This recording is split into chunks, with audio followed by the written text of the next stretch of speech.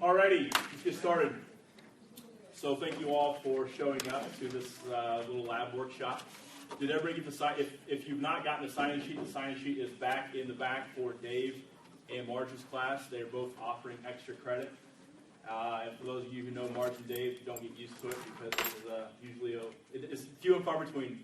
I had Dave as an instructor, and I can say he's back there grinning right now that I was not privy to any type of extra credit activities. So what we're going to talk about today is we're going to talk about how to write a proper lab report. We're going to talk about how to write a proper lab report. And what we're going to get started with today is the first thing that we're going to do is, oh, by the way, did everybody get one of these, get a handout sheet? And we'll go over this at the end. And this is a practice lab report that has errors to it and sort of gets you all in the mode of being able to identify the error and hopefully preventing them in your paper. So the first thing that is going to be in a lab report is going to be the introduction. The introduction is going to introduce the reader. Lab report is the introduction is going to introduce to the reader what you are talking about. Okay. So some examples that I've written down that would be good things for the introduction is you should be identifying and introducing to the reader things that, let's see, there's things about differential media. So those of you who are in micro, you're going to be introducing to the reader things about differential media. And some examples of those are what? Different augers, so your MSA, your PEA, and your EMB plates. Okay? So introduce to the reader about differential media. You're also going to be introducing to the reader what it is you're talking about.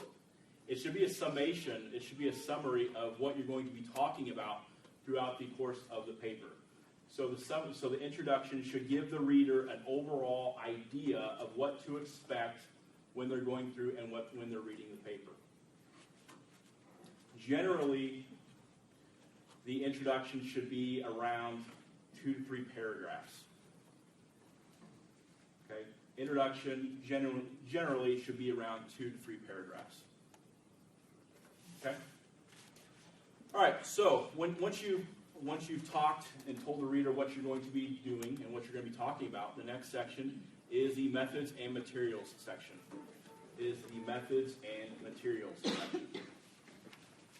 So the methods and materials section, it tells the reader how you did the test.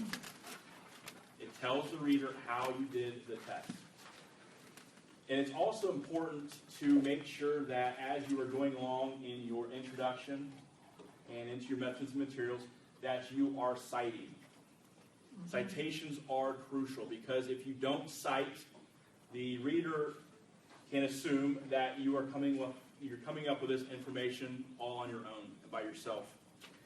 And if you don't cite, it's a form of what? Plagiarism. Academic dishonesty. You can get kicked out of school for this. So make sure that you always cite. When in the method I tell my students is, when in doubt, cite. Just to cover yourself. If you're not sure if you should cite, you should cite. Okay? So methods and materials. You're telling about how the research project is done. So you're telling about what products you used. And then one of the reasons you're telling this is because the results that you get should be repeatable. So if somebody is reading the paper and they see that you did step 1, 2, and 3 this way, by reading the paper, they should be able to go back and do step 1, 2, and 3 and get the same exact result that you've gotten. Okay? The next part is your results. Is the results section. In the results section is you tell what you got. You tell your results. Genuinely or generally, one of the easiest ways you can do this for your instructor, and it also makes it a lot neater to read, is if you put it in a table format.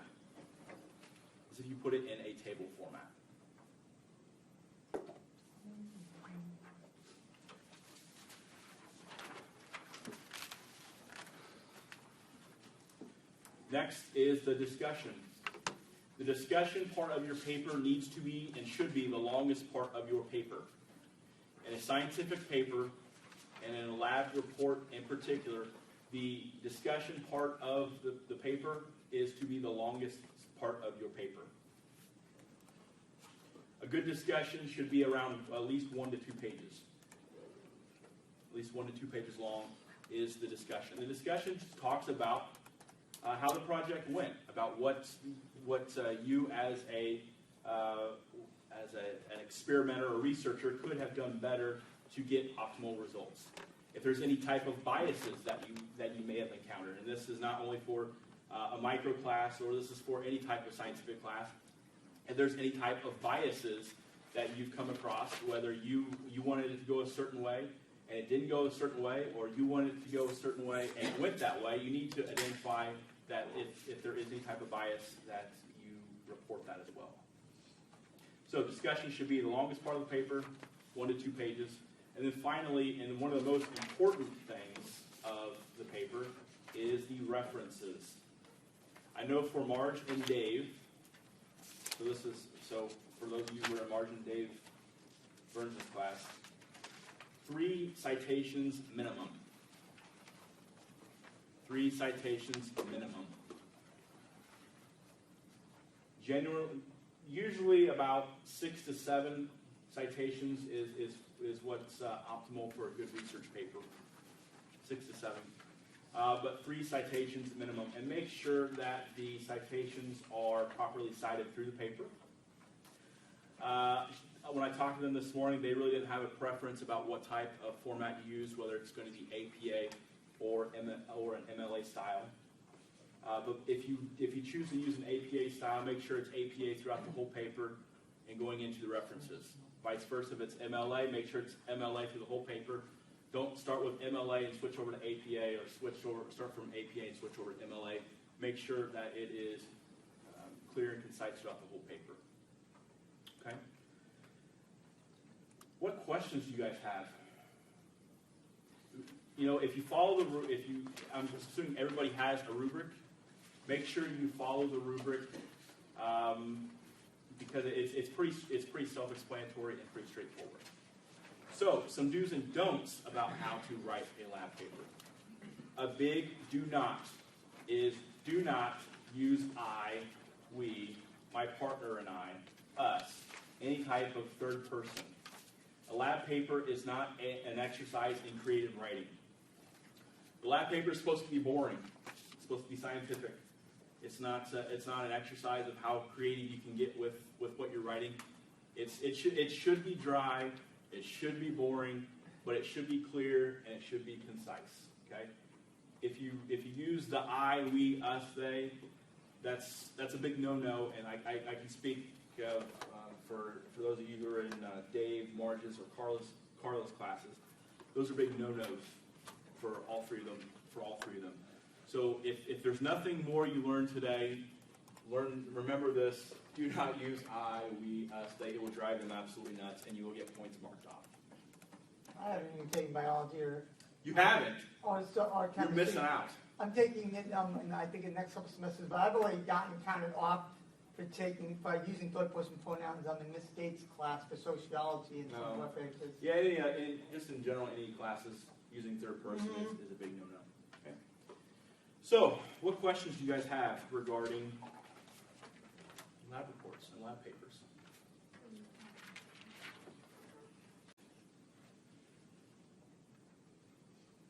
You have nothing? Is this going over our unknown?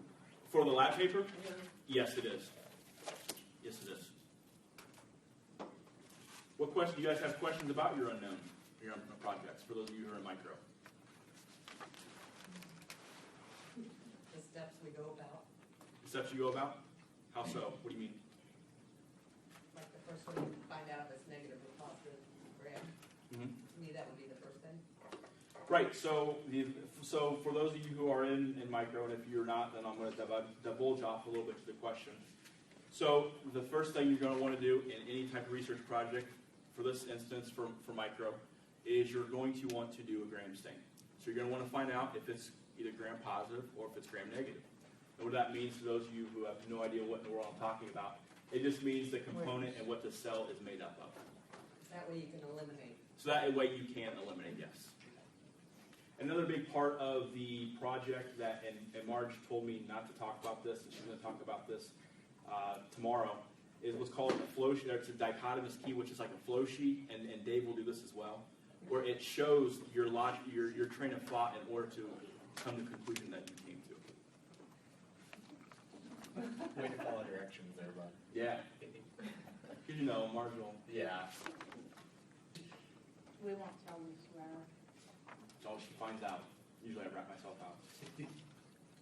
What other questions you guys have? Yes, sir. Are we going to have to list every step that we do?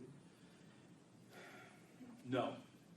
And if it's standardized, if it's a standardized test where it's very common knowledge, for example, if you're flaming your loop, so everyone should know you clean off your table, you flame your loop, things like that leave out because those are the sort of the standardized common knowledge things that goes with a micro lab. Does that make sense?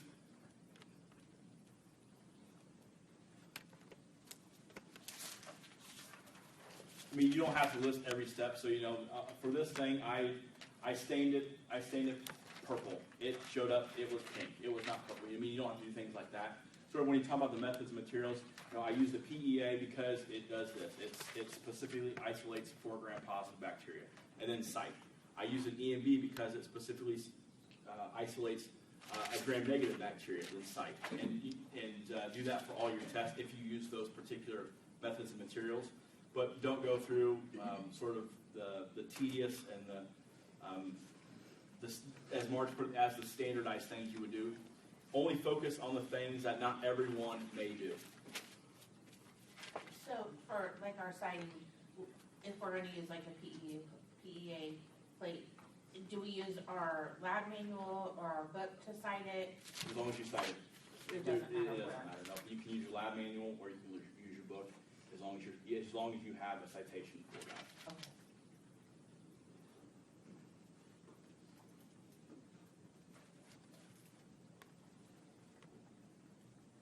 Anything else? You all look like you just ate a bunch of pizza. Any other questions you guys have? So, the handout that everybody should have, what we're going to do real quickly is we're going to go over the introduction and pick out a few things that should not be there. So this will only take a few more minutes, and then you guys can get out of here if you're done for the day or get to your next classes.